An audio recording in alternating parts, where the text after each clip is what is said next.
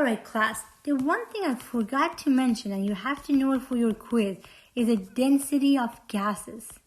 I was so excited I totally forgot about it. Now, let's quickly go over it to make sure you understand it. What is the formula for density? Shout the answer to me. Hopefully you're saying mass over volume. We know that one. Now, what's the big equation for gases? You already know that one, PV and RT. So PV and RT is a big equation for gases and density is mass over volume. So what I'm going to do, I'm going to rearrange this so I would have mass over volume in there. How do I do that? I'm going to put PV equal, instead of putting moles, I'm going to say mass over molecular weight. Do you agree? If you take the mass divided by the molecular weight, you get the moles. Do you agree? So I can say mass over molecular weight is the same thing as moles. Because if I divide mass by molecular weight, I get moles. Divided by R times by RT. So far, so good? Okay.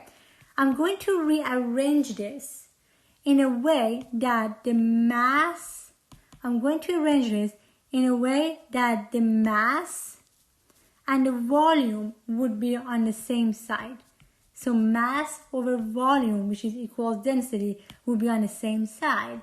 Then it would be P times molecular weight over RT. I just rearrange this to isolate these two on the same side. Okay, that's it. We got this. Mass over volume is density is going to equal P times molecular weight divided by RT. I want to write this down. So the density of gases, and the rho is the symbol for density, is P times molecular weight over RT. And this makes sense because if the mass goes up, then density will go up, right? Okay. Now, this would be the formula for density of gases. Now, there's another version of this formula. If you rearrange it again, it's really good to know when you're doing practice problem. And that is molecular weight would equal density times RT over P. Again, these are exactly the same formula. I just rearranged this to get that.